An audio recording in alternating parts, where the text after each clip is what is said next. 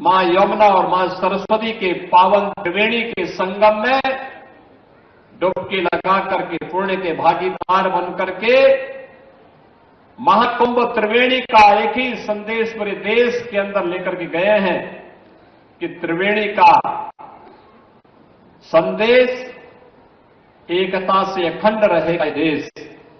इस संदेश के साथ देश और दुनिया से आए हुए श्रद्धालु उत्तर प्रदेश की इस धरा से इस संदेश को लेकर के जा रहे हैं। और यह वर्ष अत्यंत महत्वपूर्ण इसलिए भी है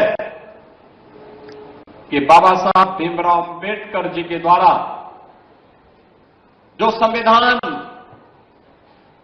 26 नवंबर 1949 को संविधान सभा को सौंपा गया था, उस संविधान को लागू करने के 75 वर्ष अगले 2 दिन के अंदर पूरे होने जा रहे हैं।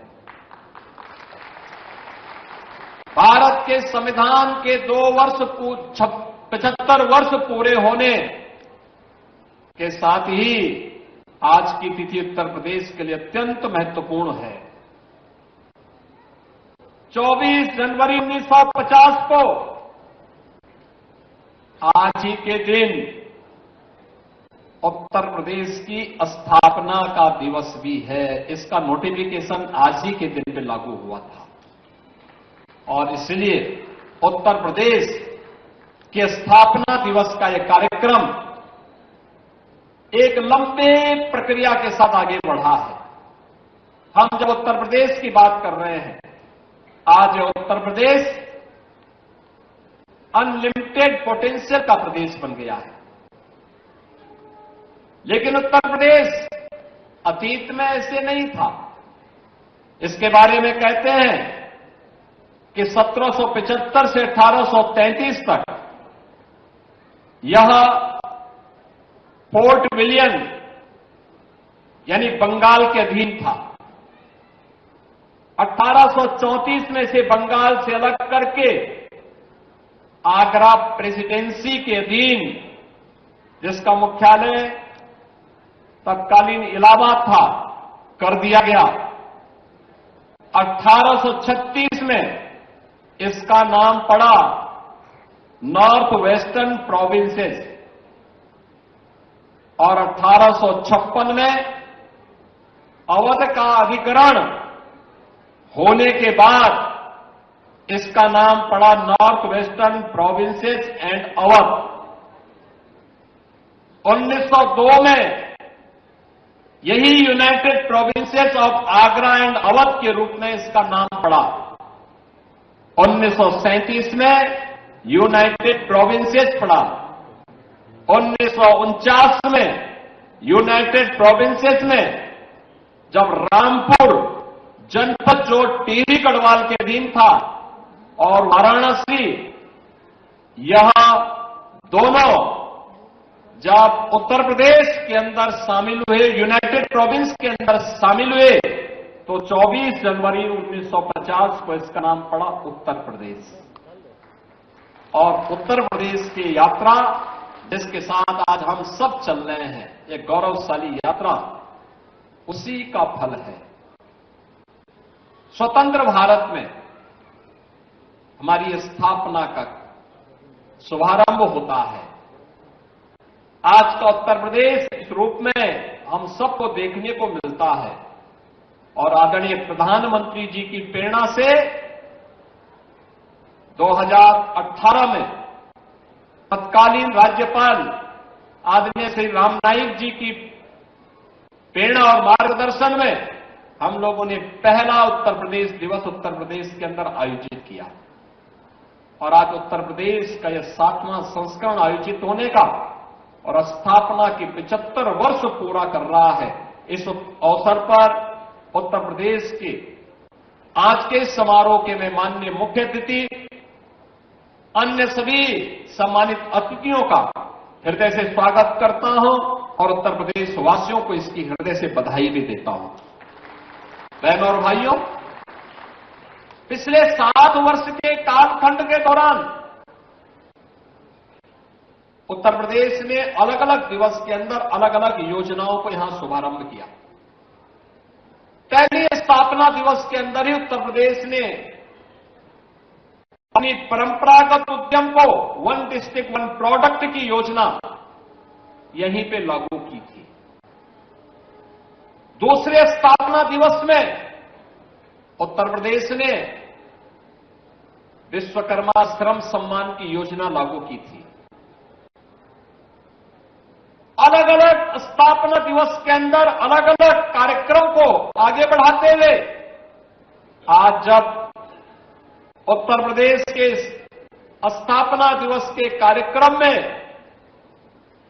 महामहिम उपराष्ट्रपति जी का आगमन हुआ है, तो इस अवसर पर जब 75 वर्ष पूरे होने जा रहे हैं, हो चुके हैं उत्तर प्रदेश के, तो इस अवसर पर उत्तर प्रदेश की एक नई स्कीम को, युवा उद्यमी की स्कीम को आज हम उपराष्ट्रपति जी के कर कमलों से प्रारंभ करने जा रहे हैं, जो उत्तर प्रदेश के युवाओं को एक नए उद्यमी बना करके उत्तर प्रदेश को उद्यमी प्रदेश के रूप में स्थापित करने में मील का पत्थर साबित होगा। यह एक नए कार्यक्रम का शुभारंभ इस अवसर पर हम लोग करने जा रहे हैं। मुझे बताते हुए गौरव की अनुभूति हो रही है कि पिछले 8 वर्ष के अंदर आदरणीय प्रधानमंत्री जी के मार्गदर्शन और नेतृत्व में उत्तर प्रदेश ने अपनी विरासत का संरक्षण करते हुए, अपनी आध्यात्मिक विरासत को आगे बढ़ाते हुए देश के अंदर टूरिज्म के सबसे बेहतरीन डेस्टिनेशन के रूप में अपने आप को स्थापित किया है। कानून व्यवस्था की स्थिति को बेहतर करते हुए निवेश के बेहतरीन गंतव्य के रूप में अपने आप को स्थापित किया है। देश के फूड बास्केट के रूप में अपने आप को स्थापित किया है। सबसे अधिक एक्सप्रेसवेज, सबसे अधिक एयरपोर्ट्स, सबसे अधिक रेलवे के नेटवर्क को और सबसे अधिक मेट्रो सिटी को अपने राज्य में प्रारंभ करने और देश की पहली रैपिड रेल और देश के पहले वाटरवे को भी उत्तर प्रदेश के अंदर इस दौरान प्रारंभ करने का गौरव हमें प्राप्त हुआ है। और यही नहीं, सबसे अधिक चीनी उत्पादन वाले राज्य के साथ साथ सबसे अधिक चीनी के उद्योग को भी प्रारंभ करने वाला राज्य आज उत्तर प्रदेश है। आज उत्तर प्रदेश अपनी अर्थव्यवस्था को भारत की अर्थव्यवस्था के ग्रोथ इंजन के रूप में स्थापित करने वाले राज्य के रूप में आगे बढ़ा है। 2016-17 में जब हम लोग प्रदेश में सरकार हमारी बनी थी, तब उत्तर प्रदेश की अर्थव्यवस्था 12 लाख करोड़ रुपए की थी। आज उत्तर प्रदेश जब इस वित्तीय वर्ष के अंदर अपनी अर्थव्यवस्था का अवलोकन करेगा तो 27 लाख करोड़ रुपए से ऊपर की होगी। और अगले 4 वर्ष के अंदर आदरणीय प्रधानमंत्री जी के विजन के अंडर उत्तर प्रदेश $1 ट्रिलियन की इकोनॉमी के रूप में अपने आप को स्थापित करेगा।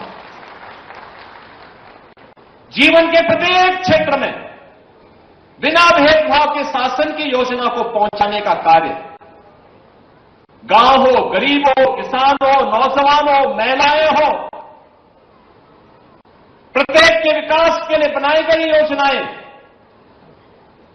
उत्तर प्रदेश ने अब तक अपने जितने भी जनजातीय बंधु थे, थारू है, कोल है, मुसहर है, बुक्सा है, सहरिया है, गौड़ है, चिरो है, इन सबको 100% सिचुएशन के लक्ष्य को प्राप्त करने में सफलता प्राप्त की।